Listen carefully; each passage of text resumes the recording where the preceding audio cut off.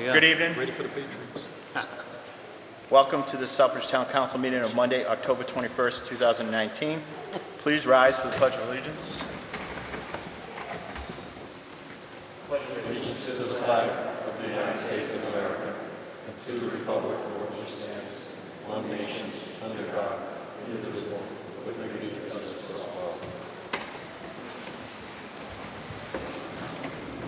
all. Roll call, Madam Secretary. Counselor Adams. Present.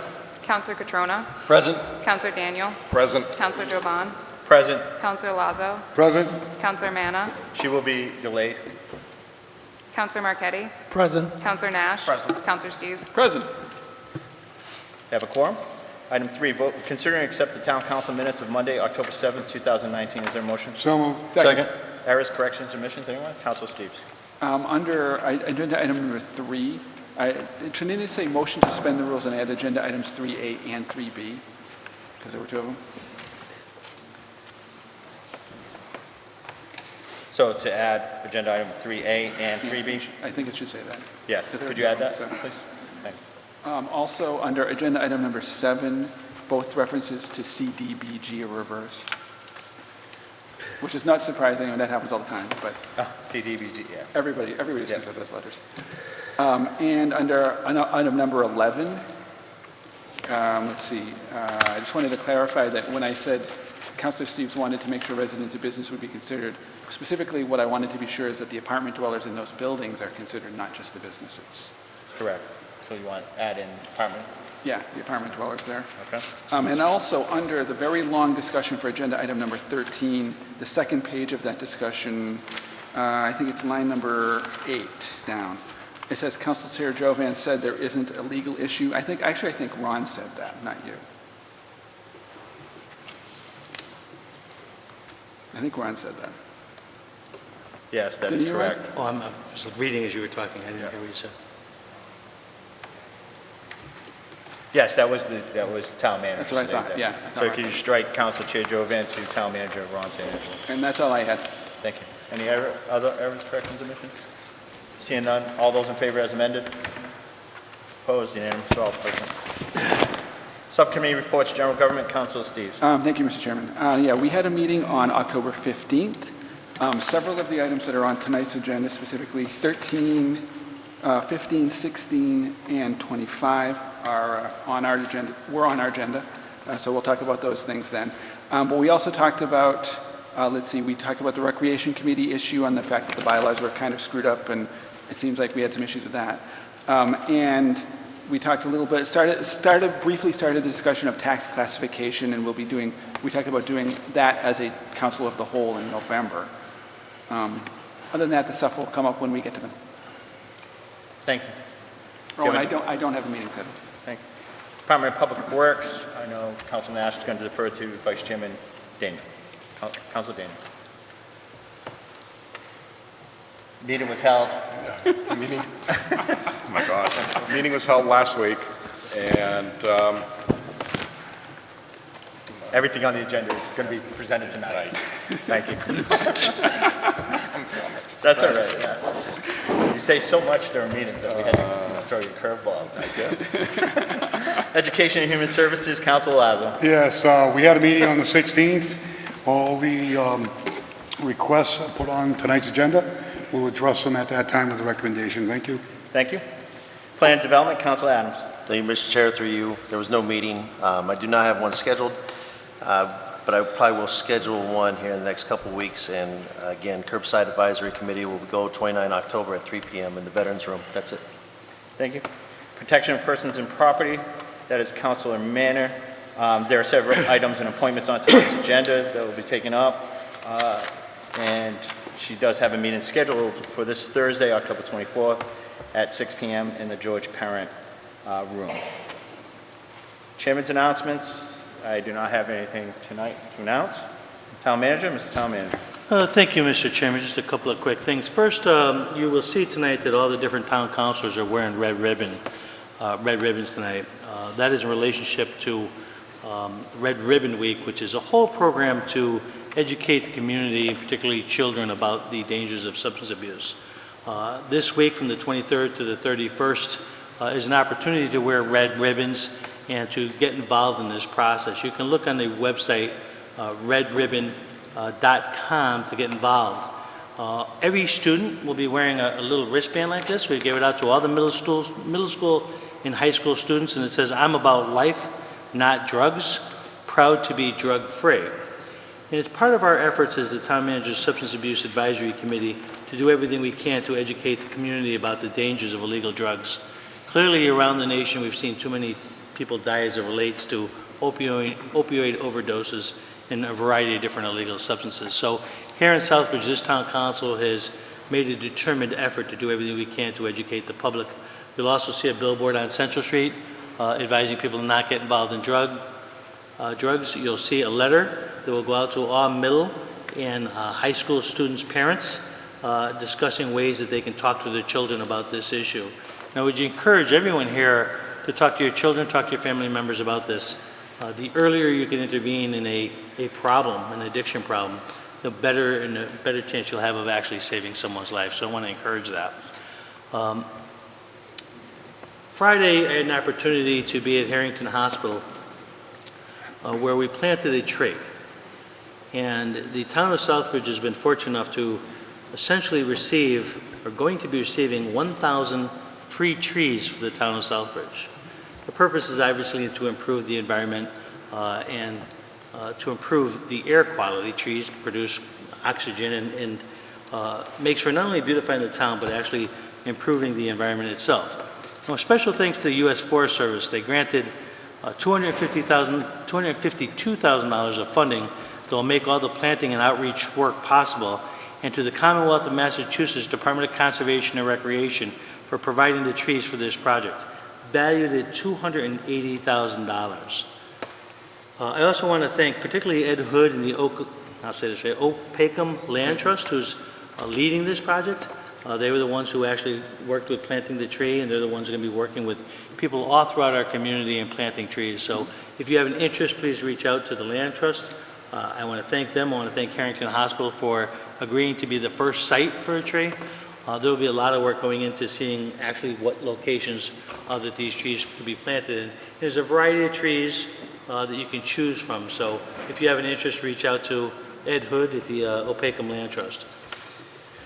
Also, the Southbridge Firehouse has asked me to do an announcement. It's a Southbridge Firehouse Open House, October 26, 2019, from 11 a.m. to 1 p.m. It's going to be a station tour, safety tips. Again, for anyone who doesn't know where the firehouse is, 24 Elm Street. As everyone knows, our firehouse is old and in need of a complete refurbishing or a new firehouse is, I think, actually the larger goal there. But if you're interested in that issue, if you want to learn about the needs of this community as it relates to the firehouse, please go there. I think you'll understand very quickly why this is a big, important issue to Town Council. And that's all I have tonight, Mr. Chairman. Thank you, Mr. Mayor. Item 7, Citizens Forum. Is there anyone from the audience that wishes to address the Town Council on any item that is not on the agenda this evening?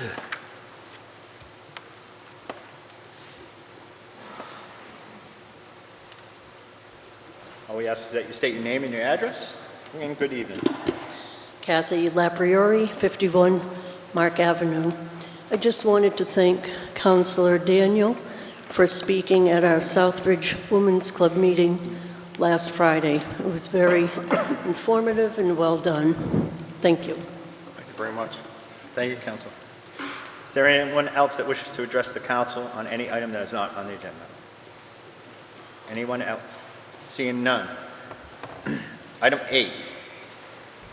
8 through 11 are appointments to the Southbridge Police Department. First one, vote to confirm the appointment of Zachary Berquist as a full-time police officer for the town of Southbridge upon successful completion of all medical and physical testing as required by the Human Resources Civil Service, with an effective date to start on the date of the next available police academy. Is there a Second. Mr. Town Manager. Thank you, Mr. Chairman. I'm not going to speak to each of these, but I do want to sort of make a general statement. As you'll see tonight, I've been busy interviewing a lot of candidates, working with the police chief and the deputy police chief and our HR director to interview what I think is a great group of candidates here tonight. We'll also be interviewing another candidate after we get through the police department. All of them are Southbridge residents, and I think that's important to speak about tonight, is the quality of people that we have living right here in town. They're going to add to our police force, and there's nothing better to have somebody who understands the town, who has lived here for many years, representing the people of Southbridge. So I know the families and friends are here tonight. I want to thank you for sharing the fine people that are here before us today, and I'll wait to congratulate them after we're done, but we've got a great group of people, and we can be very proud of the people that have applied and they're going to be sworn in tonight. Thank you, Mr. Chairman. And before the chief begins, on behalf of the chairman of the Protection of Persons and Property Subcommittee, Councilor Manor, she had held a meeting on these candidates, and they were all recommended highly and moved forward with a full recommendation to council, with comments of what a tremendous group of candidates that the chief is bringing forward. So with that, chief. If I could, thanks for having me tonight, Mr. Chairman, Mr. Town Manager, members of the council, good evening. The 4 candidates that stand here behind me tonight are the result of a retirement that we had recently, a lateral transfer recently to the town of Charlton, and 2 new police officers that were put into my budget on July 1st of this year. This money's budgeted. There's no increase in the budget coming our way. I had hoped to have these candidates in an academy in October of this month, but the next available academy isn't until February. So here we are tonight. The first candidate, if I could, Mr. Chairman, Mr. Zach Berquist is standing here behind me. Come up to the podium, Zach. He was born and raised in the community. He's a U.S. Army vet. He was deployed to Afghanistan. He served from 2009 to 2013. He's got an associate's degree in criminal justice. He joined our auxiliary police department in 2017, where he completed the 242 hours of required training. Since then, he's volunteered, I'd say in the last 2 years, hundreds of hours to our agency, to this community as an auxiliary. He rose to the rank of sergeant with our auxiliary. And in 2019, this year in April, he was put on as a per diem dispatcher, where he's worked almost full-time hours to help out the department since April. I highly recommend him. Again, lifelong resident. Welcome him to the ranks. Any further discussion? Seeing none, all those in favor? Opposed? Unanimous, all present. Item 9, vote to confirm the appointment of Jared Bigness as a full-time police officer for the town of Southbridge upon successful completion of all medical and physical testing as required by Human Resources Civil Service. Effective date to start on the date of the next available police academy. So moved. Second. Chief? If I could, through you, Mr. Chair, Mr. Bigness is also a lifelong resident of our community. He served in the Marine Corps from 2009 to 2017, also a combat veteran with experience in Afghanistan. Rose to the rank of sergeant while in the Marine Corps, currently a Class A driver, impeccable background during our process, and I highly recommend him for appointment. Any further discussion? Seeing none, all those in favor? Opposed? Unanimous, all present. Item 10, vote to confirm the appointment of Brianna LaFlamme as a full-time police officer for the town of Southbridge upon successful completion of all medical and physical testing as required by Human Resources Civil Service, with effective date to start on the date of the next available police academy. So moved. Second. Again, Mr. Chairman, Ms. LaFlamme was a Marine Corps veteran also from 2013 to 2017. She's currently enrolled at Worcester State University seeking her bachelor's degree in criminal justice. She's worked with our department as a full-time dispatcher since July of 2017. Impeccable background, has done everything that we have asked her to do while employed with us as a dispatcher, and I highly recommend her for the position of full-time police officer. Thank you, Chief. Any further discussion? All those in favor? Opposed? Unanimous, all present. Item 11, vote to confirm the appointment of Jacob Roberts as a full-time police officer for the town of Southbridge upon successful completion of all medical and physical testing as required by Human Resources Civil Service, with an effective date to start on the date of the next available police So academy. moved. Second. Discussion, Chief? Last one, Mr. Chairman. Mr. Roberts, also a lifelong resident in our community. He's an Army veteran. He's been in the Army since 2015, a combat veteran, served in Afghanistan, currently a public safety officer at our local hospital. He's worked on paving crews and some other labor jobs, looking to begin his career in law enforcement. Impeccable background throughout the process. Highly recommend him. Any further discussion? Councilor Lazo. Just a quick comment. I think you did a fine job on your tie tonight. Good job. His dad tied it for him, Mr. Lazo. Chief, again, I'd like to congratulate you on bringing forward the candidates. I know civil service doesn't give you much choice, but just looking at the candidates that you have before us, with all the backgrounds that they have, their willingness to continue service not only to their country but to the community. Certainly appreciate it. Look forward to long, successful careers in the town of Southbridge.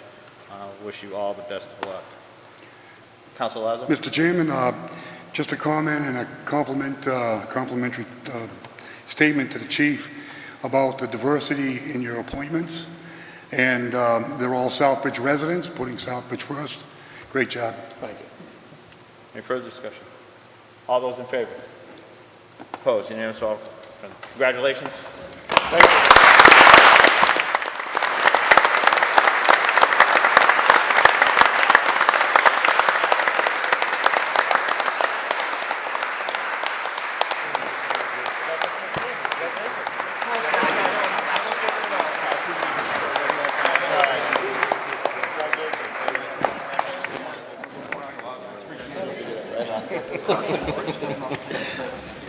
Thank you again, Mr. Council.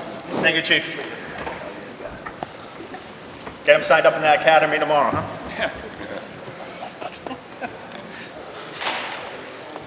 Item 13. 12, I'm sorry. Just give it 1 second for people to clear out.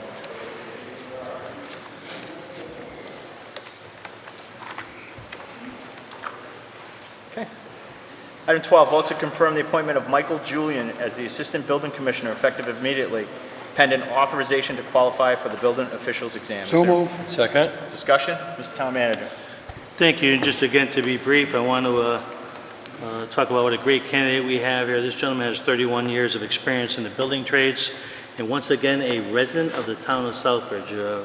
Did a great job in his interview process, and I'm very happy to bring him forward. And I know the Director of Inspectional Services is going to have a lot more to say about this particular candidate, but I think he's going to be a real asset to our community. Okay. Mr. Pelletier? Good evening. Thanks for having me. Just want to, again, echo Ron's words. Excellent candidate. We interviewed several. He rose right up to the top. Longtime resident of Southbridge. There was some concern raised at the subcommittee meeting regarding is he ready to step into this role. I reread all the regulations. The regulations require 5 years experience. Mike has 31 years in both commercial and residential. I'm ready to hand him the Bible, which is the Southbridge zoning bylaws for light reading during the game tonight. So I'm eager to bring Mike on. I think he's going to be a great asset to the team. Further discussion? So the only question, and I appreciate the fact that we had a good, healthy debate at the subcommittee level.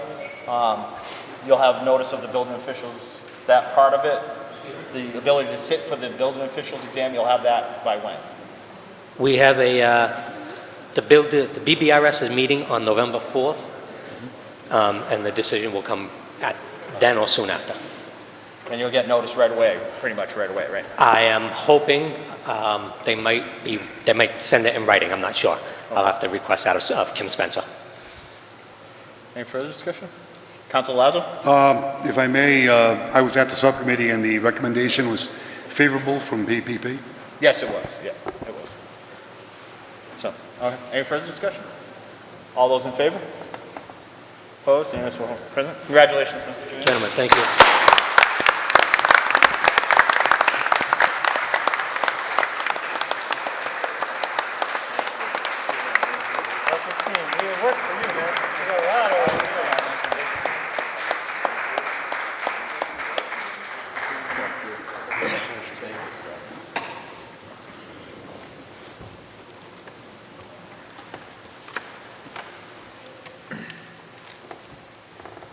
Item 13, vote to confirm the appointment of David Rodriguez to the Cable Advisory Committee effective immediately through June 30th, 2020 to fill the vacancy due to amendment resignation. So moved. Second. Discussion? Council Steves. That went through GenGov last week, and we recommended it unanimously. Thank you. Just briefly, Mr. Chairman, just to comment, the gentleman is working behind the cameras tonight. Has been a long-time volunteer for the town of Southbridge. I think he's going to be a tremendous asset, and thank you for the volunteer service you've already given, and to that you're going to give as part of this group. Thank you. Yeah, I just...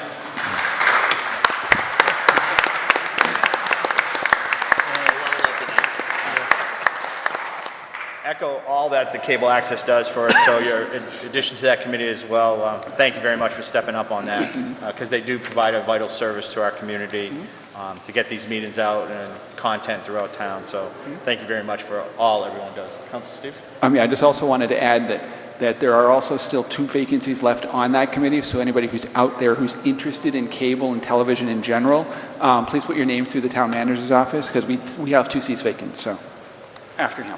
Thank you. Any further discussion? All those in favor? Opposed? Unanimous, all present. Item 14, vote to confirm the appointment of Richard Sullivan to the Historical Commission effective immediately through June 30th, 2022. Is there a motion? So moved. Second. Discussion? Mr. Manager? The chair, subcommittee Go ahead, first. Council. No, just a quick comment. It was a unanimous vote of the Committee at Education and Services to move Mr. Sullivan forward to the full council. Thank you. Just briefly, Mr. Chairman, Mr. Sullivan is a teacher of 35 years, has a long history in looking at historic issues and I guess being involved in a variety of different activities. So I wish him the best. I think he'll be a real asset for the board. I have known Mr. Sullivan for a number of years. His 2 boys went to school with my kids. He recently retired as a teacher in the Worcester system. I was unfortunately not able to attend that meeting, but he is quite the historian when it comes. He actually took me on a tour of his blacksmith, what he did down in Rhode Island, where he was a blacksmith and actually fired it up and did some work.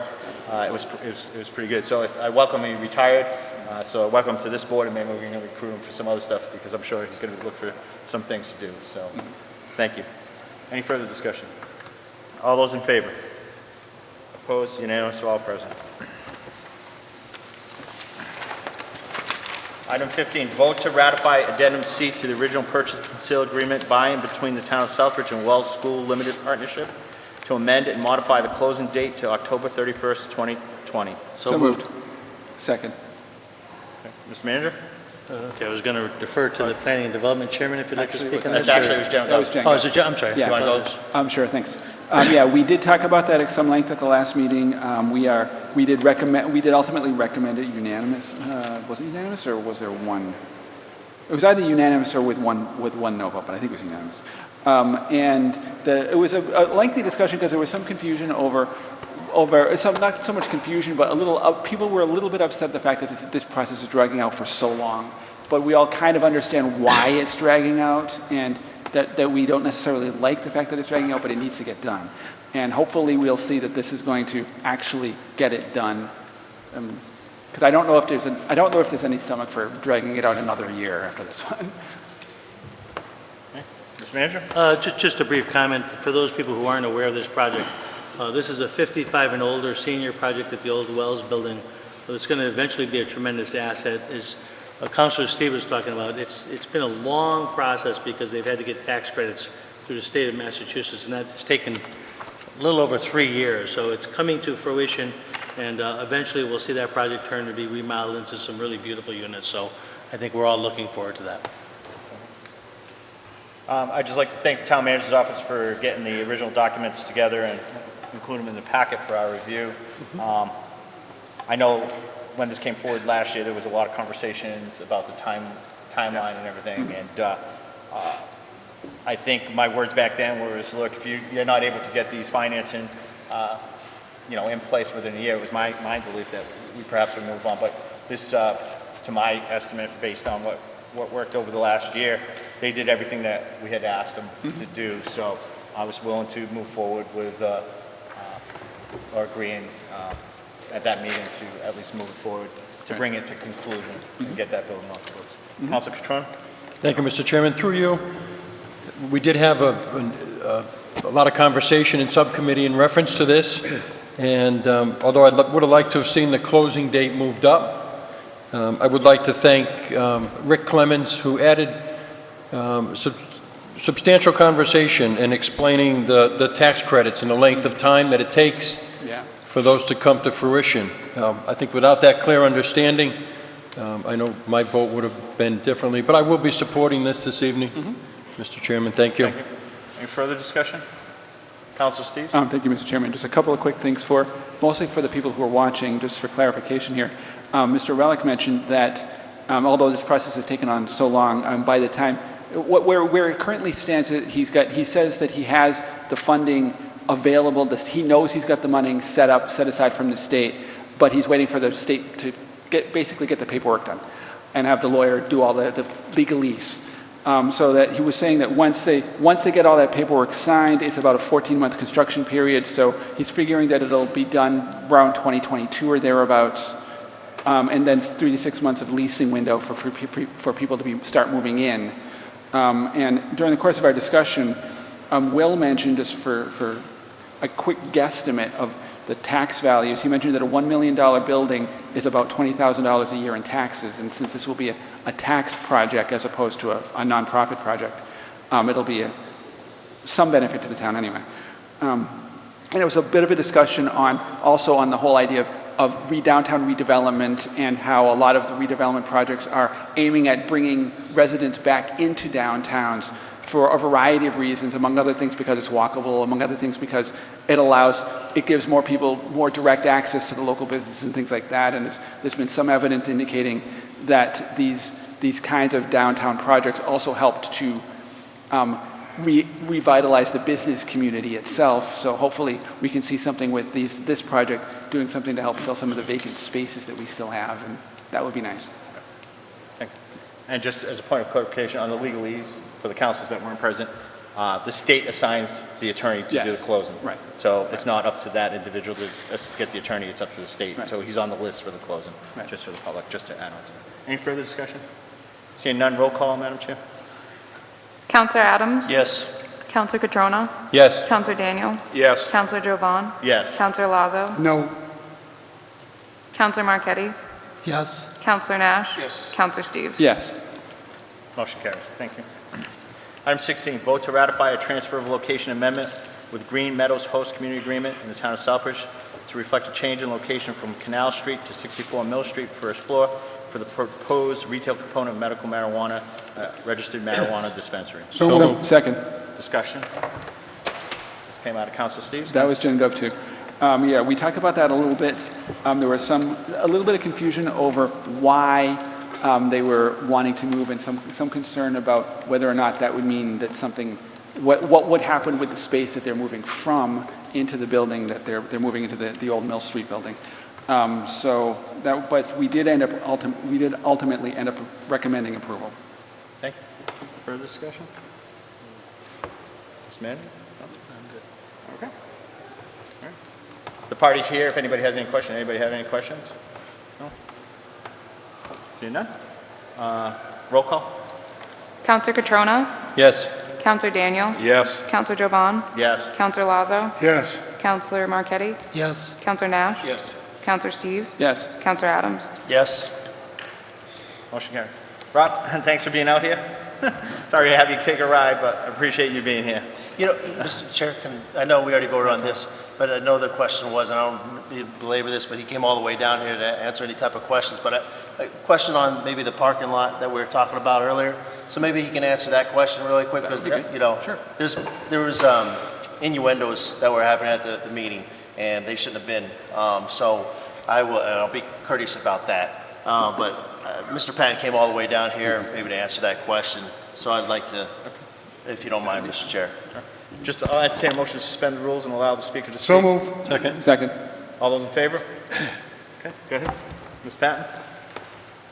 I'm Bob Patton, the CEO of Green Meadows Farm. Also proud to say Green Meadows Farm is now a landowner in the Globe Village of 1.5 acres of land, and we're proud to be here on that basis as well. I don't want to take a lot of time. First of all, it was no trouble coming up here. It was an honor to be with the gentleman and the young woman that was brought in as a police officer. It's fantastic to be a part of that tonight. So anyway, very quickly on what we're doing. We originally, as we all know, we've been here many times. We had thought of doing a freestanding building on what had been a 1.1 acre with frontage on Canal Street with that entrance from Maine. We had a bit of not a battle, it just was bureaucratically difficult to get the lot on Mill Street, about 0.7 acres, 0.6 acres that's on Mill Street, simply because of issues with liens and debt, but we've got that squared away. We now own that as well. We were very attracted to come into the town of Southbridge in a bigger way than we had imagined. frankly, the June vote had something to do with that. And we wanted to have the opportunity to put a good cultivation processing facility in the Mill Street building at 64 Mill Street. That looked like a really beneficial way for us to expand our presence happily in Southbridge. And while we were going through that just to cultivate and process in that space, the SJC drum showroom was introduced to us as coming available. We looked at that. Initially, I was against it because I loved the design that we had out front at Canal Street for the building. We had been through a ZBA and a conservation meeting successfully. But looking at that space, it began to have appeal. First of all, it's a lovely space. It's in a manufacturing district. But for a lot of reasons of safety, security, and efficiency, it's right next door, literally across the hall from where our cultivation and processing would be in the back of the Mill Street building. So being able to integrate those, we've already presented the infrastructure plans to Chief Normandin and Chief Woodson, and they're looking at it now. There are a lot of efficiency and security and safety advantages to that change. But the question is, what happens out front? Well, number one, parking for the retail customers will be very much now what we'll do out front. Most likely on the Mill Street side, our engineers Fuss and O'Neill have done a preliminary plan of about 35 to 40 spaces in there just for the customers. Our staff would park in back of the building, but that's only part of the lot now that we have. We would now have that other section where, as property owners, as developers, we want to do something with that piece that benefits the whole neighborhood. We've worked a little bit preliminarily with the community development, Rosemary Scrivens, with Ron we've talked with a little bit about it, and we want to do something there that benefits our business and the other businesses now. We're participants, we're partners now, and that's the plan to do. Parking, for sure, that we would need for us, and then of course we close at sundown, so there might be advantages to the other businesses that may be there for whatever their hours may be, but then that larger lot in the middle, we want to develop it, whether we come in and bring someone in or do it ourselves. This is something that is just, it widens our presence. Again, we're privileged to be here in the town of Southbridge. I don't know exactly what we'll do there. It depends on how much parking we need, but that's the plan. So God willing, if we go through the permitting and meet the criteria that are asked of us by your officials, then that's the plan that we'll do. So that's where we would hope to go, and by all means, you're going to see that lot changed, beautified.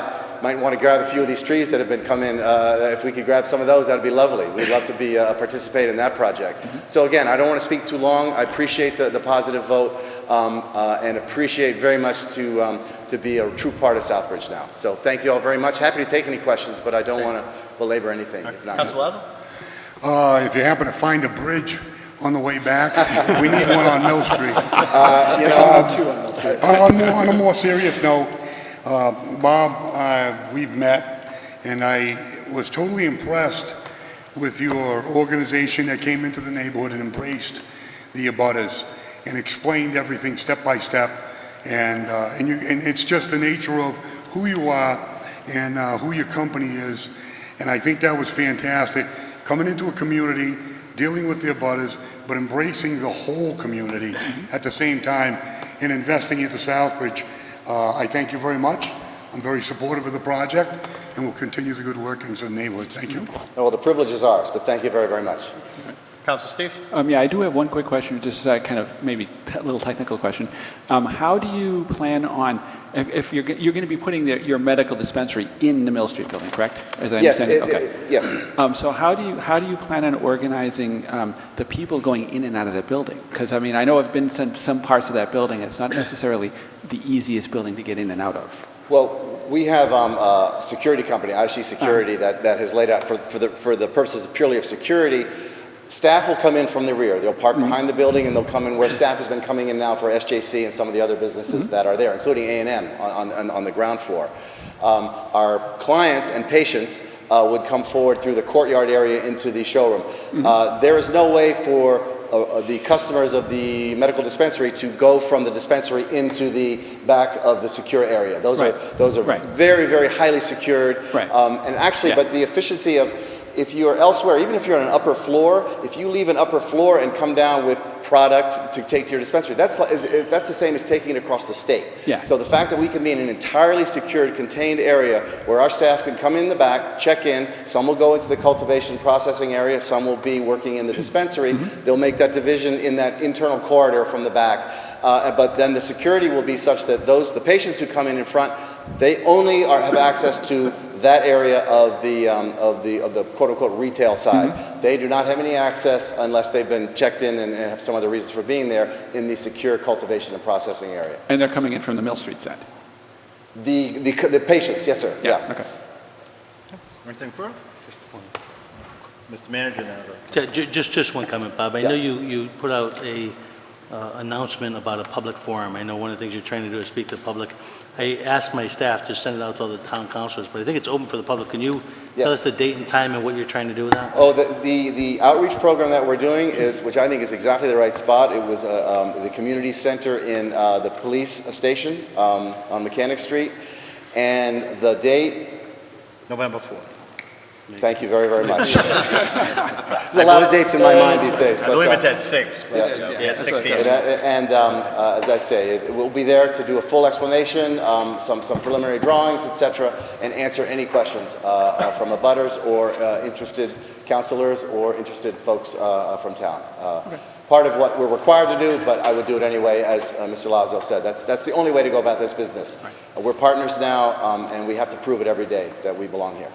Great. Councilor Marquette?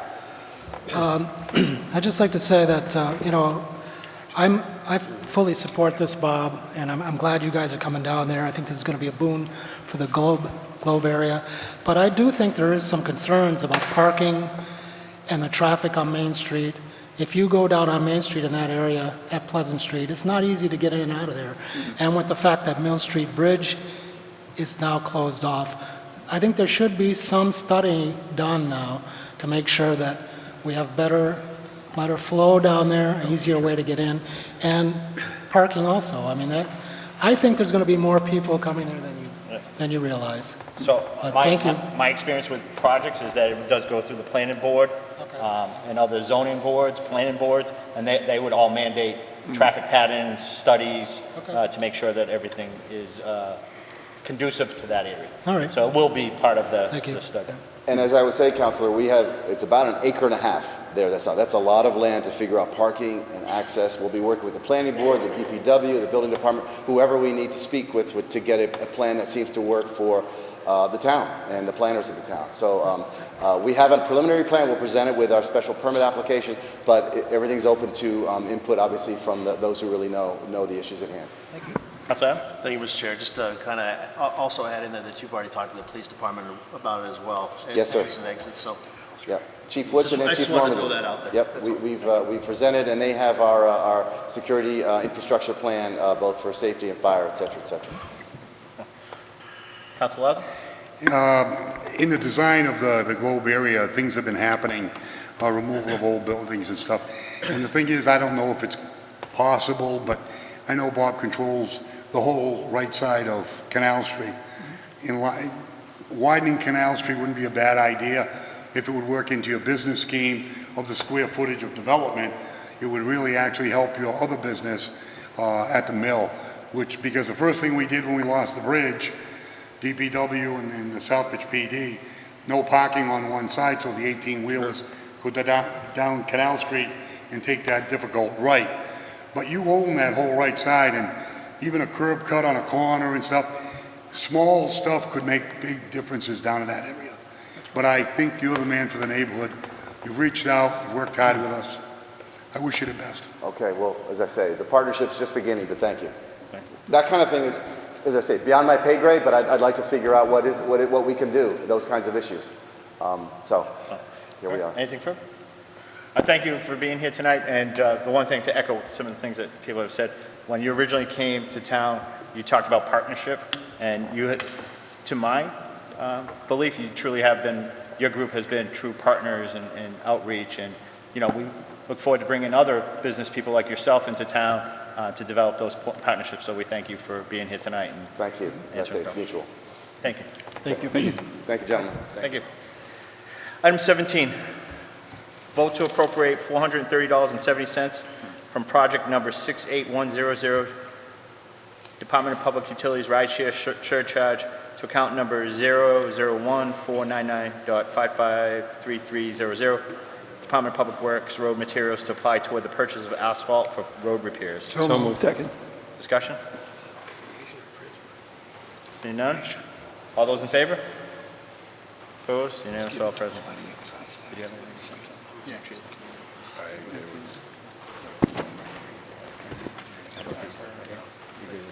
Huh?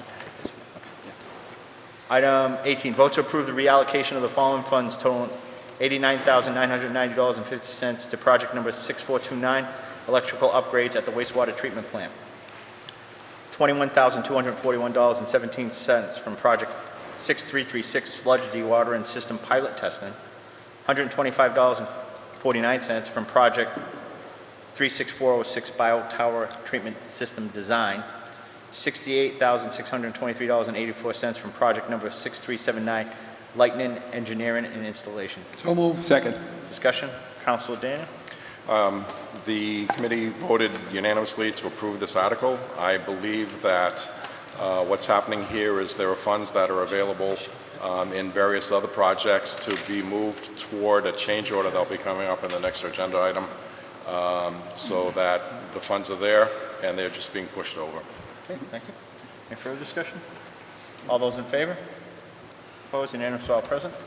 19, vote to ratify change order number 1 to the electrical upgrades contract at the wastewater treatment plant with Levangie Electric for $89,990.50, funded from project number 6429, electrical upgrades at the wastewater treatment plant. So moved. Second. Discussion? Seeing none, Councilor Marquetti? Well, this is the reallocation. So the Correct. other one was to vote for, to reallocate, and this one is, the money's being used for this For instead. the change order. And most of it's going for a roof, right? I think most of it's going Heather? for a roof, repairing the roof. Right. This is to repair the roof that the new electrical upgrades are going in, the building is going in. We already had purchased materials for the roof with last year's money, so this is the actual, to get the roof installed down there that we know has been leaking, and you don't want to put electrical over a leaky roof, under a leaky roof. And then there's some additional upgrades, because when they did their initial inspection, the lines that come from the National Grid poles we were supposed to be spliced to, these are actually now going to be repaired, so we won't have a splice, which is a much better installation. They had some concerns, so this is, hopefully solving our problems of our electrical issues down there. Okay, thank you. Any further discussion? All those in favor? Opposed? Unanimous, all present.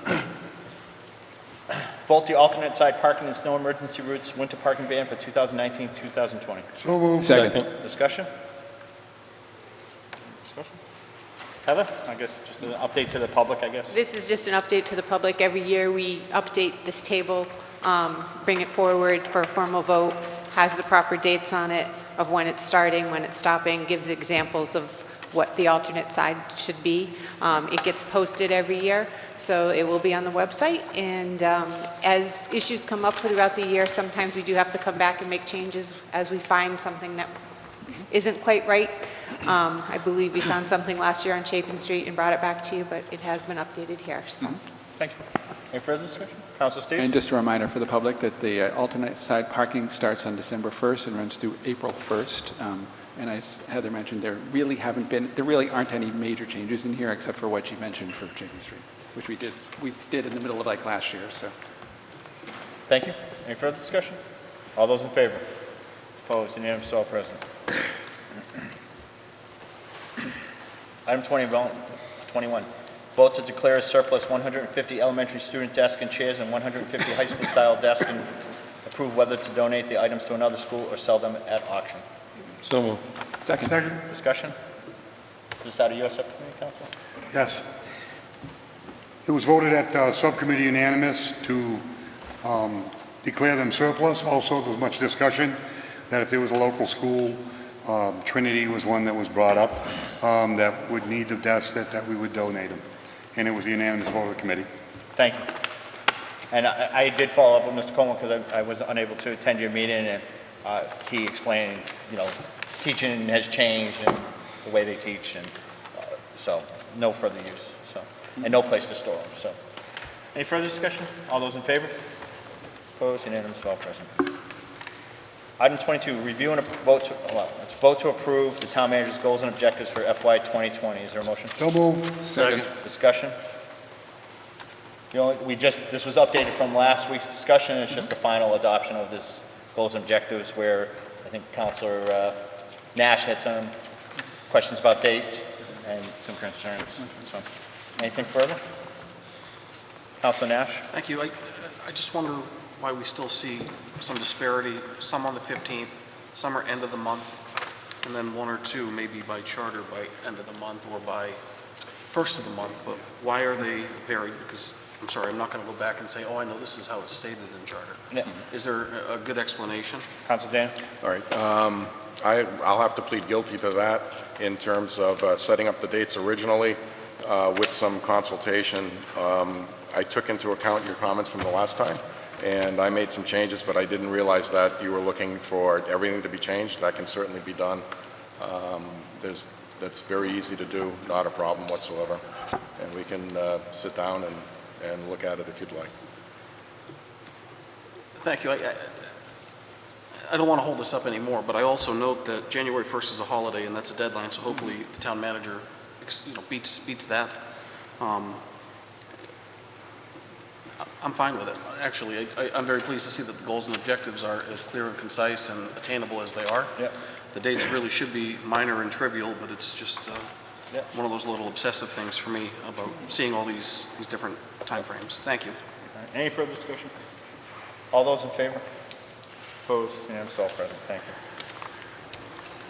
you. Item 23, vote to ratify amendments to the Southbridge zoning bylaw, introduce an addition of section 8.9, regulation of signs, removing the existing sign regulations from the general bylaws, section 9-202, adding sign definitions to section 10 under the umbrella hearing signs. This is the second reading of 10/21/19, first reading which occurred on 10/7/19. Council Lazo? I'd like to make a motion to waive the second reading. Some motion. Any discussion? Okay. All those in favor of waiving the reading? Opposed? Unanimous, all present. I'll just state for the public that like I did last week, I'll just read this. Two zoning bylaw amendments. The two proposed zoning amendments were sent to the town council by planning board for review, and they were referred back for public hearing. Public hearing with the town council and planning board conducted the joint hearing on September 25th, 2019. Planning board took comments generated at that public hearing and incorporated into the current proposed bylaw. The planning board recommended the town council adopt the two following amendments. By charter, it requires 3 readings of the amendments. Every bylaw shall be read at 3 separate meetings before its passage. An affirmative vote of at least 5 members, unless a greater number is prescribed by general laws or by this charter, shall be necessary for the passage of any bylaw. All votes thereon shall be taken by roll call. Again, we had legal recommendation that we could waive the readings as long as we provided copies. The copies of these bylaws, with the changes that we had, are currently at the library, the community center, the police station, online, and with the town clerk in the town of Southbridge. So, all right, so we waive the reading. And that's, if anybody has any questions, they want to review that, the highlights of these bylaw, proposed sign bylaws based upon the current general bylaw. So we do have a general bylaw that's in effect that articulates these bylaws. We're moving it from a general bylaw to a zoning bylaw. It improves the enforcement because it makes it clearer by utilizing section 2.2 of the Southbridge zoning bylaws. Signs for businesses, manufacturing, they will be limited to 10% of the side of the building facing a public way. In the manufacturing office research, if more than one occupancy, the cumulative sign size is limited to 15% of the face of the structure facing a public way. Freestanding signs are limited to 48 square feet on less than 3 acres, 60 square feet on more than 3 acres. Shopping centers are limited to 450 square feet of signage aggregate. Special permit exemption has been removed. Language for temporary signs has been cleaned up, and new definitions are proposed. Again, those are the changes that will be made if adopted, and again, those are the locations you can review those. Councilor Steves. Just one quick question. I just want to clarify that I think we actually have to do 2/3 majority because they're zoning bylaws, not simple majority. It's 2/3. Yeah. That's what I thought. Okay. Yeah, it is 2/3. Yeah. Mr. Chair. Councilor Adams. Thank you, Mr. Chair. Real quick, I just want to make sure that the changes that we made last town council meeting are up to date, and those public locations as well. All right, yes? Yes, they have been made, and since the reading has been waived, we'll update the police station, the library, and the community center. They are updated online. Okay. As of the last reading. Thank you. Okay. Item 24, vote to ratify amendments to the Southbridge zoning bylaw introduced in the addition of Section 8.7, adult use marijuana establishments, moving the current Section 8.7, adult-oriented businesses to new Section 8.8. This is the second reading of October 21st, 2019. First reading, which was October 7th, 2019. Council Lazo. Make a motion to waive the second reading? Second. Discussion? Council Nash? I'll be opposing. Same here. You're opposing it? Okay.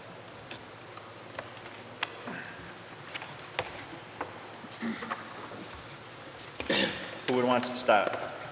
I'll start. Okay, proposed amendment to Southbridge zoning bylaws, adult use marijuana establishments.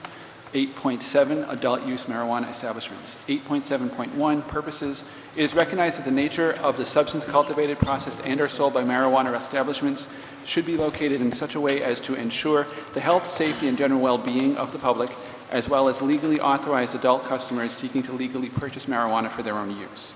The specific and separate regulation of marijuana establishments, hereinafter also referred to as an ME, is necessary to advance these purposes and ensure that such facilities are not located within close proximity of minors and do not become concentrated in any one area within the town of Southbridge. Subject to the provisions of the zoning bylaw, Chapter 40A of the Mass General Laws, Chapter 94G of the Mass General Laws, and 935 CMR 500, marijuana establishments will be permitted to provide legal cultivation, product manufacturing, and retail sale of marijuana for non-medical adult marijuana use in a manner that complies with state regulations. It is neither the purpose nor intent of this section of the bylaw to supersede any federal or state laws governing the sale or distribution of narcotic drugs. 8.7.2, applicability. This section applies to recreational adult use marijuana establishments, AUME, to be constructed after the effective date of this section. The commercial cultivation, production, processing, assembly, packaging, retail, or wholesale sale, trade, distribution, or dispensing of marijuana for adult and medical use is permitted upon application to and the granting of a special permit and site plan approval by the Planning Board, acting as a special permit granting authority as specified in the Planning Board's rules and regulations. This bylaw does not apply to the cultivation of industrial hemp as is regulated by the Mass Department of Agricultural Resources pursuant to General Laws, Chapter 128, Sections 116 to 123. And that should be sections, not section. 8.7.3, requirements for adult use marijuana establishments. In addition to the standard requirements for uses permitted by right or requiring a special permit or site plan approval, the following shall apply to all marijuana establishments. A, application requirements. The special permit application, public hearing, and decision procedures shall be in accordance with this section 8.7, the Planning Board's rules and regulations, and section 2.5 of this bylaw. In addition to those materials required for special permit and site plan approval as listed in the Planning Board's rules and regulations, no special permit will be granted by the Planning Board for a marijuana establishment unless an application containing the following is submitted. 1, a copy of the Town Council approved host community agreement. 2, a proposed timeline for achieving operation of the ME and evidence that the applicant will be ready to operate within that proposed timeline. 3, evidence that the applicant has adequate liability insurance or maintenance of escrow as required in 935 CMR 500. 4, a copy of the detailed written operating procedures as required by the Cannabis Control Commission in 935 CMR 500.105 or its successor regulation, and as otherwise required by other applicable law or regulation. 5, location of all other AUMEs in Worcester County. 6, a copy of the policies and procedures for home delivery required by the Cannabis Control Commission for the AUME. 7, a copy of the policies and procedures for the transfer, acquisition, or sale of marijuana between the AUME and another or independent testing laboratory as required by the Cannabis Control Commission. 8, copy of the proposed waste disposal procedures. 9, a description and list of any waivers granted by the Cannabis Control Commission for the AUME. 10, details of proposed fertilizer, pesticide, water usage, and wastewater plans for any site that will include cultivation. 11, evidence of the applicant's right to use the proposed site of the marijuana establishment, such as a deed, lease, or other retail instrument. Additionally, if a cultivation facility, evidence of contract or agreement to grow marijuana. 12, detailed floor plan of the premises of the proposed AUME that identifies square footage available and describes the functional areas of the AUME, including areas for any preparation of marijuana-infused products or open-air cultivation. 13, a description of the security measures, including employee security policies required by the Cannabis Control Commission for the AUME. 14, a conditional letter of approval for the security measures for the AUME, including lighting, fencing, storage gates, and alarms, to ensure the safety of persons and to protect the premises from theft from the Southbridge Police Department.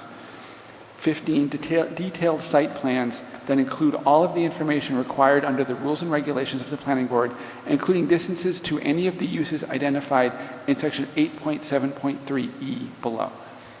B, use. 1, AUME facilities may only be involved in the uses permitted by its definition and may not include other businesses or services. 2, no smoking, burning, application, or consumption of any product containing marijuana or marijuana-related products shall be permitted on the premises unless expressly permitted under this law and permitted by state law or regulation. The prohibition on on-site consumption shall also include private social clubs or any other establishment which allows for social consumption of marijuana or marijuana products on the premises, regardless of whether the product is sold to consumers on site. 3, hours of operation of any AUME retail establishments shall be established by the Planning Board, but in no event shall said facilities be open to the public between the hours of 9 p.m. and 8 a.m., including home delivery services. 4, AUME facilities that can demonstrate that they comply with the agricultural exemption under Mass General Law, Chapter 40A, Section 3, must still apply for site plan approval. C, limit on retail establishments. 1, retail establishments shall be limited to 4. D, physical requirements. No AUME shall have drive-through services. 2, ventilation. All AUME facilities shall be ventilated in such a manner that no A, pesticides, insecticides, or other chemicals or products used in the cultivation or processing are dispensed into the outside atmosphere, and B, odor from marijuana or its processing can be detected by a person with an unimpaired and otherwise normal sense of smell at the exterior of the marijuana business or at any adjoining use or property. 3, exterior signs shall identify only the name of the AUME, but shall not display advertisements for marijuana or any brand name, nor shall marijuana-infused products, or associated products be displayed or clearly visible to a person from the exterior of the AUME. 4, for AUME retail establishments, all exterior building openings, entries, and windows shall be approved by the Planning Board for purposes of display of goods, signage, etc. May I continue? Thank you. E, location requirements. No AUME retail building shall be located within 500 feet of the following, or 250 feet, if located in the central core as measured in a straight line from the building and/or area actively used. A, public or private preschool, primary or secondary school under 935 CMR 500.1103, and I don't recall if this is L or 1, L. Dancer gymnastics school, martial arts school, licensed daycare center, or any other facility where children commonly congregate in an organized, ongoing formal basis, or B, a public library, or C, a playground, athletic field, or any other recreational areas where children commonly congregate. 2, no AUME cultivation, manufacturing, laboratory facility is to be located within A, 100 feet of any abutting occupied residence in a residential zoning district as measured in a straight line from existing structure to proposed development.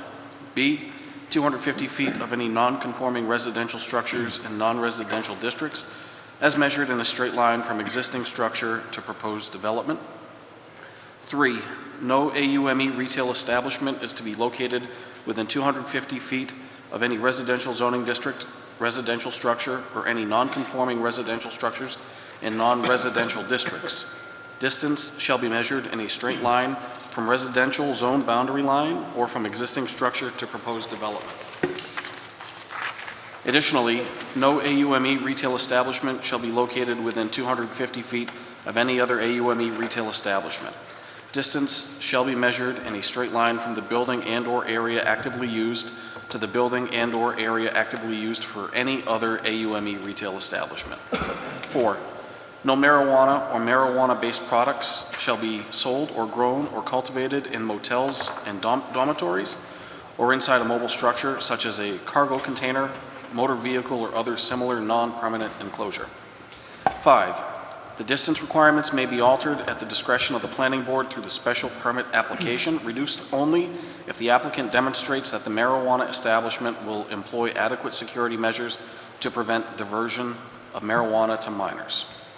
F, reporting requirements. 1, all special permit and site plan approval holders for an AUME facility shall provide the police department, fire department, Department of Inspection Services, and the planning board with the names, phone numbers, and email addresses of all management staff and key holders, including a minimum of 2 operators or managers of the facility identified as contact persons to whom one can provide notice if there are operating problems associated with the establishment. All such contact information shall be updated as needed to keep it current and accurate. 2, the permit holder shall file a copy of any incident report required under 935 CMR 500.1107 with the Department of Inspection Services, Board of Health, Police Department, Fire Department, and the Planning Board within 24 hours of creation by the AUME. Such reports may be redacted as necessary to comply with any applicable state or federal laws and regulations. 3, the permit holder shall file a copy of any deficiency statement, plan of correction, summary cease and desist order, quarantine order, summary suspension order, order limiting sales, notice of a hearing, or final action issued by CCC or the Division of Administrative Law Appeals as applicable regarding the AUME with the Department of Inspection Services, Police Department, and Planning Board within 48 hours of receipt by the AUME. 4, each AUME permitted under this zoning bylaw shall, as a condition of its special permit, file an annual report to the Planning Board and the town clerk and provide a copy of all current applicable state licenses and registrations for the AUME and/or its owners, any updated operating policies required under 935 CMR 500.103 by the Cannabis Control Commission, the current insurance policies for the AUME, and demonstrated compliance with the conditions of the special permit. 5, the owner or manager is required to respond by phone or email within 24 hours of contact by a town official concerning their AUME at the phone number or email address provided to the town as contact for the business. 8.7.4, approval, transfer, discontinuance of use. A, the special permit shall remain exclusively with the applicant, who shall also be known as permit holder after the granting of the special permit, who shall be the owner or lessee of the premises described in the application as the site for the proposed AUME, and shall terminate automatically on the date there is a voluntary or involuntary separation of applicant's title or leasehold interest in the premises, or the applicant's right to occupy the premises terminates for any reason. B, a special permit granted under this section is non-transferable and shall have a term limited to the duration of the applicant's ownership or leasing of the premises as an AUME, dependent on the applicant's continued existence as the same legal entity. Any violation of 8.7.4E shall be considered a transfer for purposes of this bylaw. C, the special permit shall lapse upon the expiration or termination of the applicant's registration by CCC.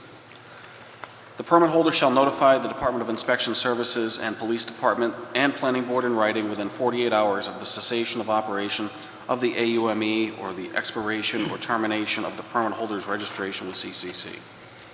E, the legal entity and structure of the applicant/permit holder shall not change. F, an AUME shall be required to remove all material, plants, equipment, and other paraphernalia prior to surrendering state-issued licenses or permits, or within 6 months of ceasing operations, whichever comes first. 8.7.5, findings.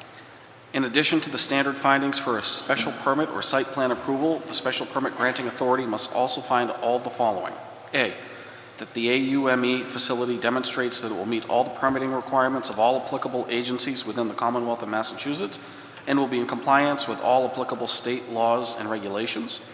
B, that the applicant has satisfied all of the conditions and requirements of this section and other applicable sections of this bylaw ordinance. C, that the AUME facility is designed to minimize any adverse visual or economic impacts on abutters and other parties in interest. D, that the AUME facility provides adequate security measures to ensure that no individual participant will pose a direct threat to the health or safety of other individuals, and that the storage and/or location of cultivation is adequately secured. E, that the AUME facility adequately addresses issues of traffic demand, circulation flow, parking and queuing, particularly at peak periods at the facility, and its impact on neighboring uses. Council Manager?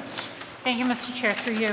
So I probably should have caught these at the first reading, but I was so tired that I don't think.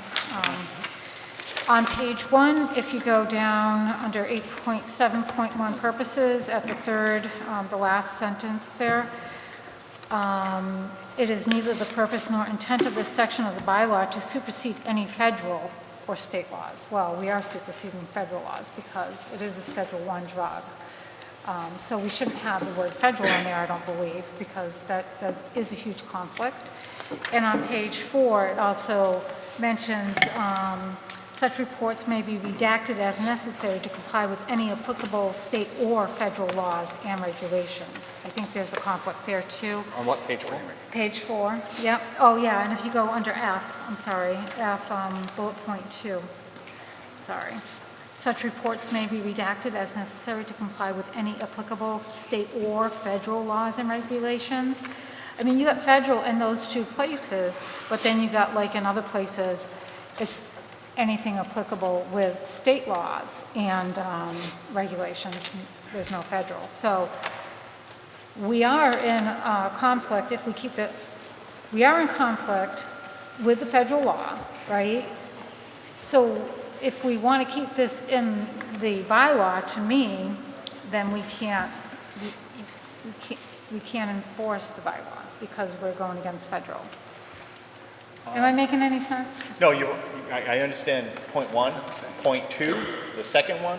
Yeah, I would disagree with the fact that we would violate any federal law, because all it's saying is you will report based on any federal laws. So if any federal law came up, you would want that in because you may have to report. Right now, there may not be any federal reporting requirements. I understand your point. I concede your point about the federal, supersede the federal laws. But reporting requirements, there could be something that the federal government may say that you have to report at some point. So I don't think if that's not a conflict, I do understand. But Eric, do you have any information on that point? On the supersede any federal or state laws? I actually do not. Other than that, we didn't really change that section. I can't hear you. Yeah, sorry, we didn't change that section from, this is based upon the current medical, which is 8.6. Right. And that language is in there, as far as I know, so, as far as I recall, rather. And as far as the reporting with the redaction for federal law, I have to agree with Councilor Jovan that you want to be able to redact based upon federal law. Okay, well, that makes sense, but the first part doesn't, because this bylaw is not to supersede any federal laws, but it is actually superseding a federal law, So if we could, I may recommend, let's keep it in there for this reading and have the town manager do some research with the town attorney to make sure what might be conflicting or not conflicting for a zoning bylaw, to make sure that we don't do something that we may regret later on. Mm-hmm. That would be my recommendation, not to remove it right now. Well, that makes sense. Have the town manager at least make a call and say, hey, this is a section of zoning. What do you think? Mm-hmm. And get some information back to us. That makes sense. Yep. To be safe. That makes sense. Are you all set? I'm all set, yep. Council, did you? I was going to comment about it, but I can get clarity from the attorney. My comment would be that this is not superseding federal law because local government doesn't have the power to supersede. I think what Councilor Mann is referring to is that we're essentially ignoring federal law.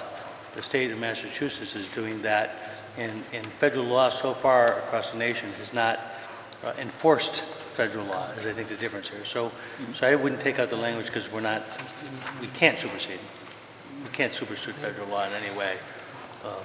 The federal law enforcement at this point in time is just ignoring the fact that states are not following the federal requirements. Well, I'd be happy to ask you. I would respectfully disagree because you are superseding the federal law by saying you're allowing the sale of it. So you're superseding by implementing a bylaw saying we will allow the sale at these locations. Am I wrong on that? I think you're superseding the federal law because you're saying the feds are saying you can't sell it, and we're saying we're going to allow bylaw to sell it. So that's why we have attorneys to ask. Yeah, we can ask you. Council Steves? Well, I mean, I think I can understand what you're saying there, but I think it's also, state law allows it, and marijuana isn't a narcotic. Maybe that's the tweak there. I don't Could be know. in the schedule. It's a schedule. Yeah, class I know it's a Schedule 1 drug, I know that. But anyway, I did have a few other points in here that are mostly Scrivener points, I guess. First line, on the first section up on top, it should be adult-oriented, not adult-orientated. Orientated isn't a word. Under the final paragraph of section 8.7.2, it should be sections 116 to 123. I noticed when he was reading it, I didn't catch it when I was reading it, but there's a whole bunch of references to Cannabis Control Commission. So I was thinking that in section A, 8.7.3A, the first reference, which is number 4, we should put in here and after CCC and just make all of the other future references to CCC. Because at one point he mentioned CCC, but there actually is nowhere it does it. I mean, we know what it means, but it doesn't say what it means, just for clarity. So there's several references to Cannabis Control Commission, especially in that section. Okay. That should be simplified as CCC. Do you have that, Eric? I do. Okay, and the last one was one actually I pointed out last time, but it didn't get changed, was 8.7.5 findings. B, under our laws, they're bylaws, they're not ordinances. So we should just strike the word ordinance. Okay. All right. And that's it. Anything further? All right, thank you. We'll have the third reading. Thank you. So you get those changes up to those locations as we discussed? That'll be up tomorrow. Okay, thank you.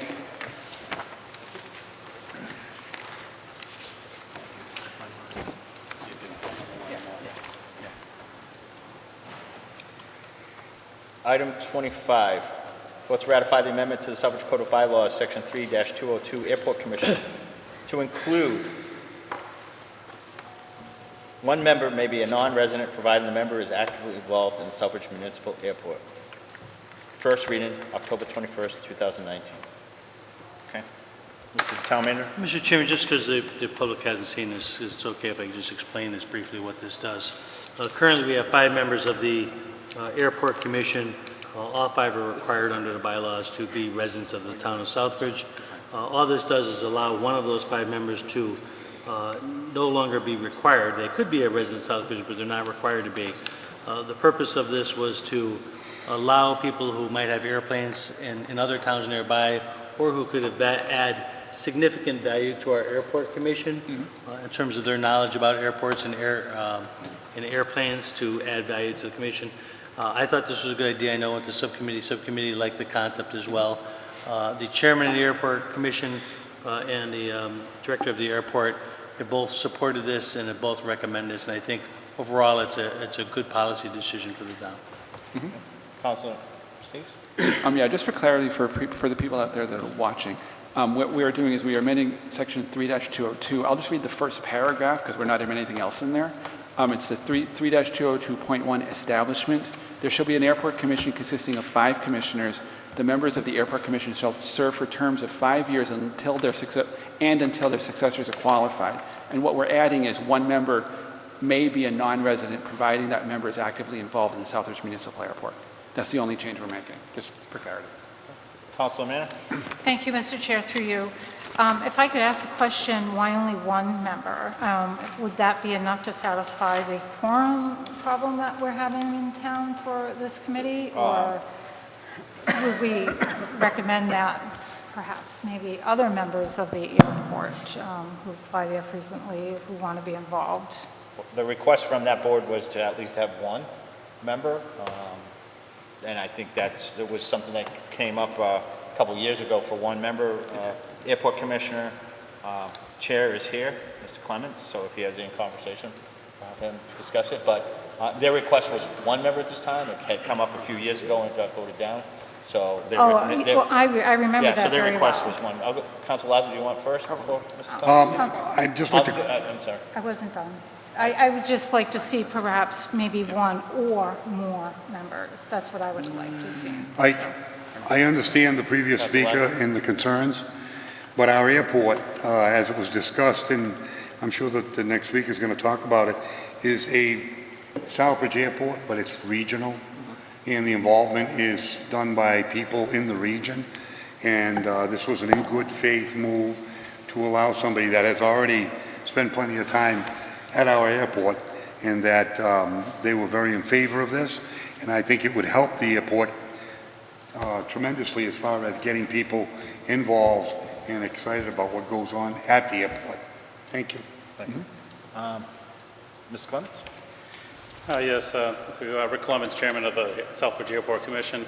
We've been talking about this for a few years. I think at one point in time, going back a number of years ago, there were a number of folks that were from outside that were on the commission. And then through one of the changes in the bylaws, it went to no outside people to be on the commission. Right now at the airport, we have 30 planes, 25 are from outside this town, so there's 14 towns that, from folks from 14 other towns that use our airport.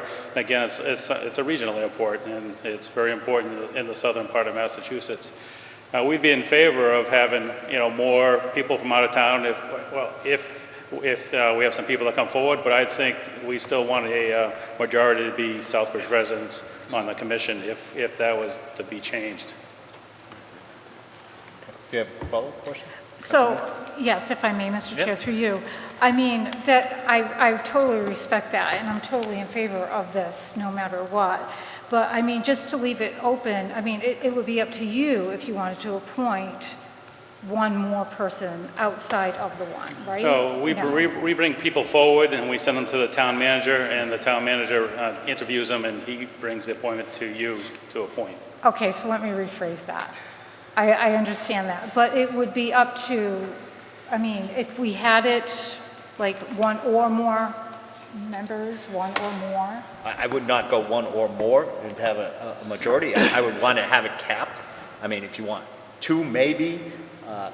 We say that it's may, but I would be reluctant to say one or more, because then you could have an entire commission made up of people from out of town. So it's a Southbridge airport. I think this is a good faith first step effort. How is your commission right now, Mr. Clements? Are you made up of four? We have four people on the commission right now from in town. From in town. So it's not, this is just to give an opportunity for somebody outside that may want to join, to give some regional representation. We have a few folks that have come forward, and they're very qualified, and we'd like to have one, be on the commission. Okay, I was just trying to think more along the lines of quorum, and because I know there's some boards that don't. You have not had issues with quorum, have you? No, we've had a quorum. Yeah. So, Council Steve? Quick question. I was thinking, while you were talking about it, I was thinking about a possible different change, that, just to bounce it off you for a moment. At the moment, we have 5 commissioners. What would your thoughts about being to jack it up to 7?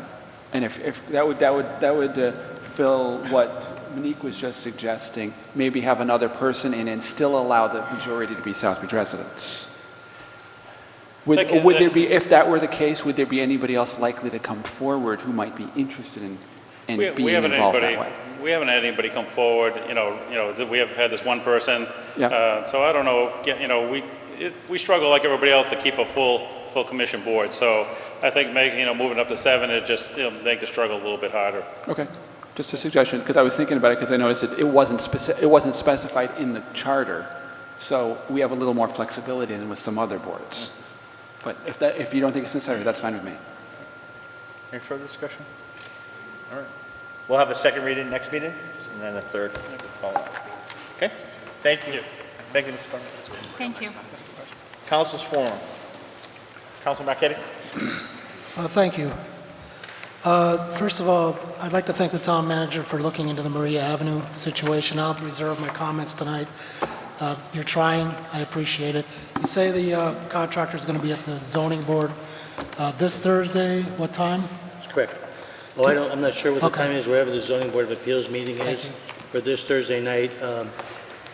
Our town planner will be bringing up the issue that was a concern to the property owner. I've also called him and left a message. Thank you. And waiting for him to return my phone call. So I'm hoping to deal with it before that meeting, but if not, it will be dealt with at that time.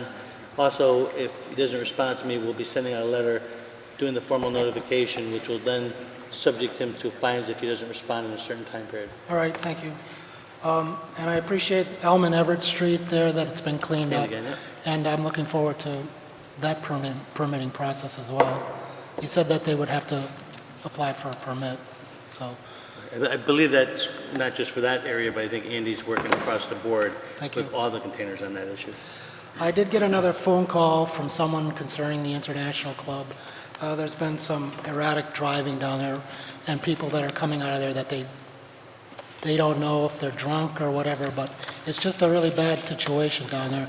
It's a tight neighborhood. It's not good for people to come out of there and be speeding. Someone said they almost got run over from the activity down there.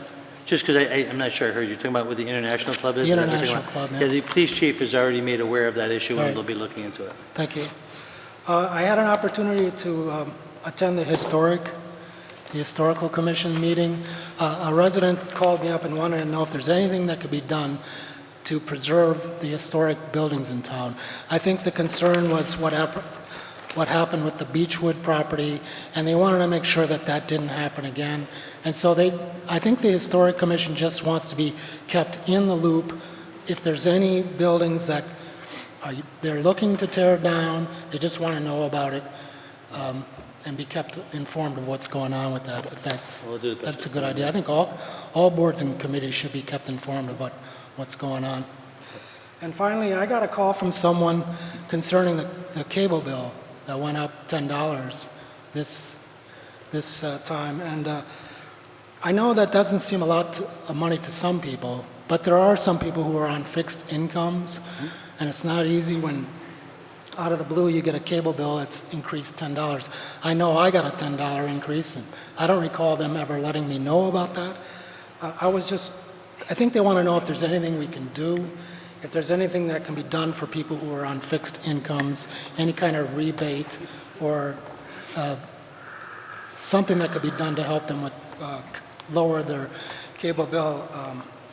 I think eventually people are just going to be priced out of the cable TV market. So the person asked me that I talk to you about it. Thank you. Okay. To you, it is difficult, and I've had a number of conversations with citizens about the cable bill. Matter of fact, the other day, somebody came in who told me a senior had to drop cable because they could no longer afford the basic rate. So, I had went through the cable contract to look at that issue. There's nothing in the cable contract that allows us in any way to establish rates. That's really a private company. They can do it on their own. The cable contract is more about the fact that they have a charter to do business in the town, and that they provide the funding for the public access station. But we don't have the ability to control rates with them. I did say to the resident that talked to me that I will bring up that issue during the cable discussions if I'm here to do that. It's about a year and a half out before that process, before that contract is due, so probably in 6 months or so we'll have to start that process. So I did say I'd bring it up. It would be nice, particularly if they had some very basic rate where instead of getting, 30 channels, you can only get 15, but at least you'd have something for those seniors that need it and can't afford that rate. So I will bring it up if I'm available in that discussion. But in truth, it's a private company, so we don't have a lot of sway how they set their pricing. Thank you. Anything further? I'm all set. Thank you, Council. Council Adams? Thank you, Mr. Chair, through you. Just a couple things tonight. October 31st, for all those veterans that would like to be involved, at 7 o'clock over at the Community Center, we'll have a Veterans Council meeting that evening. On November 6th at 12 o'clock at the Southbridge Hotel and Conference Center, there'll be a Veteran Appreciation Lunch. You are put on by Harrington Hospital and over at the DOD, and your families are more than welcome to come along with you. And I just want to say congratulations to the new grandfather of this area over here. So, Jack, congratulations to you and your family. Thank you. That's all I got. Council Catrone? Thank you, Mr. Chairman. Nothing this evening. Thank you. Council Mann? Thank you, Mr. Chair, through you. To echo the words of Mr. Marchetti, I also got a call with regards to the cable. And it is, they elderly, they are on a fixed income. And there's even some families who aren't elderly or who are on fixed incomes. And $10 is a lot of money. It's a gallon of milk, it's a dozen eggs, it's a loaf of bread, it's some, flour and butter. So I think maybe it's unfortunate that we don't have any competition in Southbridge other than Dish Network, because if we were allowed some type of competition, I'm sure the prices would be more favorable towards people. So I think that might be something on the state or maybe even to the federal level. I'm not sure how that goes. I know, maybe they might have to break Charter up. We tried it a few years ago to get, but that was like a contract between Charter and Comcast. Comcast was going to take over, but something dissolved and it was just a mess. Anyways, I think we really need to talk to our state officials or even our federal officials with regards to the Charter cable situation. It's unfortunate that they don't even know, And yes, and echoing the words of Councilor Adams as well, congratulations, Councilor Jovan, on your baby grandson. And that is it. Thank you. Councilor Steves? Thank you, Mr. Chairman. A couple of points to dovetail what you were just saying about the whole charter thing. Just one thing that has been an issue that lately is that the FCC changed the rules regarding cable stations. So we need to be very careful when we go into negotiating, because they gave the cable company a lot more power when it comes to negotiating with communities. So we need to put pressure on the FCC to reverse those rules and put them back in the favor of the public. But that's beyond our level at this point. And also to go back to something that Councilor Marchetti mentioned about the downtown, protecting downtown historic buildings.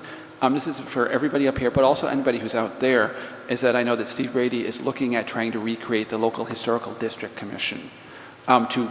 Several years ago, the committee was in the process of trying to create a local historic district, which would have actually put some legal strength behind protecting some of those buildings downtown.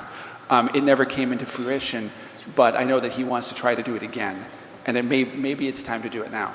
So if anybody's who's interested in that, you can reach out to Steve Brady or contact the town manager's office. I don't know if he's put anything in yet to actually formally recreate the committee, but I know he's been talking about it lately. So he'd be the person to contact on that. And a couple of things coming up in the near future. At the library, there's an Italian heritage talk going on. I'm talking about our community's Italian heritage from 1910 to 1945 on Thursday at 6:30. Of course, everything is on Thursday at 6:30 right now. The trunk or treat at Harrington is at 4 to 6 on Friday the 25th.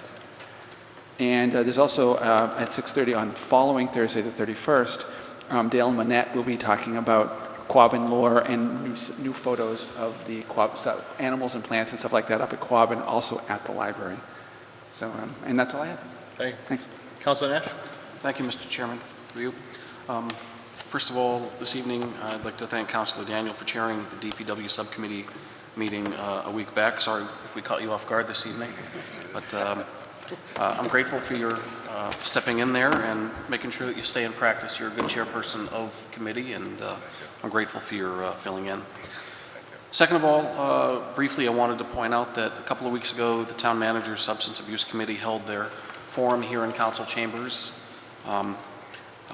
I wasn't able to attend for the duration, but I did make an appearance. There wasn't much of an audience, unfortunately, but I was pleased to have a chance to go back, see the video on YouTube. That was a very well-assembled, very well-run meeting with a lot of good information. And for those of us that are paying attention in particular to vaping and things of that nature on top of opioids and alcoholism, there was a great segment in there. So my accolades to the town manager and to Deputy Chief Dingy and those that were involved. Please take a few minutes. I know it was a long video. I think it was an hour and a half. There's a lot of good information in that thread, or I'm sorry, in that video clip on YouTube. And finally tonight, I just want to take a second and say, I really do enjoy being a part of this council. I'm a little more detached than I've been a year and a half ago, but we have good councilors, we have good agendas that come forward, and I really do believe that we're working well together to move this community forward. It's been a long time coming, and it's with no disrespect to those that sat here before us, because a lot of people put a lot of effort in, but it really is a pleasure working with each of you, so I send my accolades to each and every one here. That's all for tonight. Thank you. Thank you. Councilor Lazo? I too would like to congratulate you as a grandfather. It's always an exciting time. Wish your family well. Secondly, on the cable rates, I did get a call, or calls I should say, and mostly they're from elderly.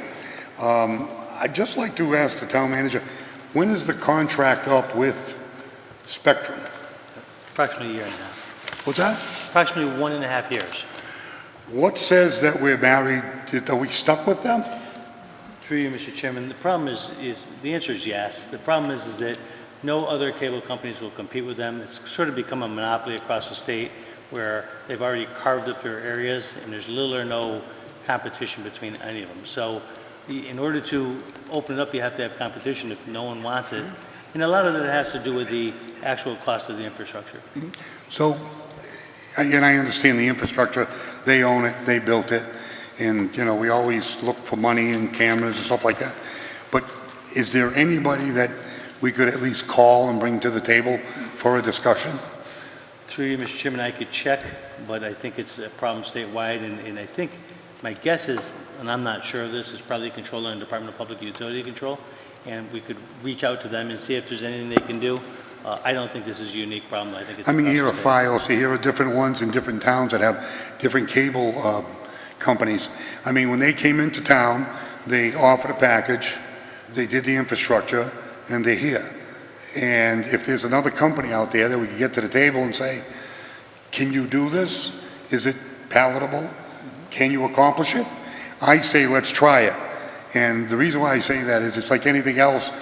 You get into almost like a mode of operation where you're a creature of habit as a community, and you just keep doing the same thing on sewer contracts and water contracts without really going out and saying, let's shake the box and see if something can be done. Then all of a sudden everybody stands at attention. When you give a 6-year contract, they stand at attention when there's 1 year left. It's just human, it's the way it is. I just wish that maybe we could look into something like that, and if we could shake the box, let's do it. Secondly, and finally, I noticed the new chief's vehicle is in. It does not have fire plates on it, and it's not leaded up like a fire. I just look at the other towns, they have big fire decals down the side. The last time we had a decal was about that big. I think we should go back to when the chief's vehicle is in the area that you would identify the chief is at the fire. That makes sense. So I thought that was the reason, at least it was told by me, by a former chief, that's why you letter your vehicles. Because emergency vehicles arrive, they know that it's an emergency vehicle to go beyond the line. So I would like to see our town, I don't know who made that call, but I would like to see our fire department with fire plates and lettered up large. Thank you very much, Mr. Chairman. Thank you. We do have PPP this week. Just to your comment, if I could, and I'll get to you. I did speak to Deputy Chief in the town of Charlton. Their chief and deputy chief's vehicles are not lettered. They do have fire plates on it, but they are not lettered at all. Both the chief and Deputy Chief Cantara has a pickup truck, which he had in town here Saturday when we were doing Lions Club. That truck is not lettered. They do not letter their trucks in the town of Charlton. Town of Paxton, which I work in part-time as a police chief, their chief and deputy chief's vehicles are both not lettered. They do have fire plates, but they are not lettered vehicles as well. And there are several other communities, in my experience. I concede your point, and that can be brought up in PPP, but it is not all communities as stated. My point is public perception in Southbridge. When they see it, they say, what is that? His personal vehicle now? So I think we have to address it. If your people are talking that way, we should address it. I answer to the people. I think we should. Thank you. My point was just a point of No, I information get when it. you stated all But towns or our other towns. Our people don't live in Paxton and Charlton. Your point, Council Lazo, not to debate it, was that the neighboring towns have their vehicles lettered, and I'm just pointing out neighboring They towns can do does whatever not. they want in their towns. It's a point of information. Council Steve, did you Yeah, have I just- something? Just one quick comment to dovetail on what Councilor Lazo just said. Also, since we do have a year and a half as far as the charter contract goes, maybe we should start seriously taking a look at whether or not it would be feasible financially and otherwise to actually take the cable system under municipal control. Sorry, what was that? Make it a municipal cable system. Some communities are doing that. That would be, I think, in the long run, if we'd be able to afford doing it.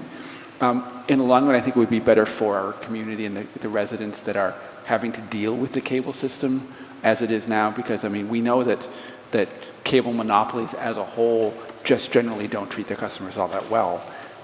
So, but if we could figure out a way to make it a municipal system, then at least they would have a direct line to the people who are running the show, because it would be us. Never heard of it. Or whoever's up here. We'll have to look and Whoever's see, up here. But, so might be worth considering. Food for thought. Council Daniel? Thank you, Mr. Chair. I'd like to take the opportunity to thank the Southbridge Women's Club for their invitation to speak to them last Friday. This is not a book club. This is a group of very lively women who meet socially and also meet to become educated on various and sundry topics of the day. I fully encourage people in town to think about joining the club. They could use new members as well, and I think it's an experience that you would truly enjoy being a part of that club. They do a great job, a wonderful job. And at this point, I'd like to apologize to the Southbridge Hotel and Conference Center. In a media posting that I made last week about this, I misnamed the hotel, and I want to truly apologize for that. They put on a great spread. It was a wonderful job. The coffee was tremendous, speaking as a former teacher. It was a great experience, both with the club and with the hotel. So again, to the Southbridge Hotel and Conference Center, I truly apologize, and that's all I have. Thank you. Okay. The next regularly scheduled meeting of the Town Council is scheduled for Monday, November 4th, 2019, at 7 p.m. here in Council Chambers. Thank you. Before I announce the next agenda item, I would just like to thank Cable Access and our media guy for being here tonight with these sound system, because it was much better tonight. So I appreciate you working on that. So it was much clearer, so I appreciate that. So thank you.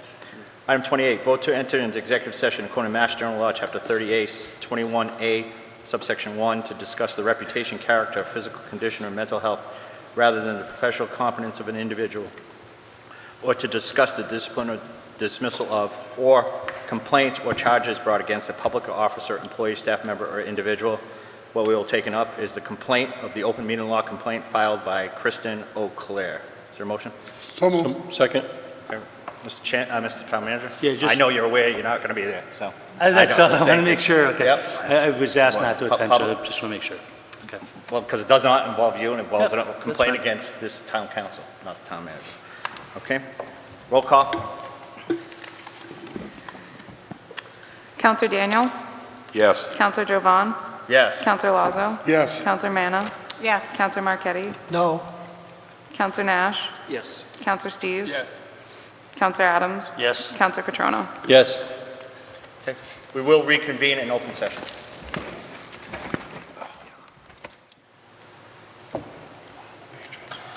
Town council reconvenes in open session. Is there any further business? Seeing none. Quick question, Mr. Chairman, in reference to the chief's vehicle. I just stated we're I going to know- talk it up in PPP. Yeah, I just wanted to be sure that was going to be brought up in PPP and to make sure the chief was going to be there. So if I may? Yep. I don't believe that is on the agenda, but it can be brought up under Okay. new business, and if we need to discuss it like in depth, then we should actually have it as an agenda item, so the chief Normanton can be prepared for this. It's only fair. Thank you. Thank you. And the chief is present because there's an appointment to the fire department. Okay. All right. Entertain a motion to adjourn. So moved. Second? All in favor? Opposed? Thank you. Have a good evening.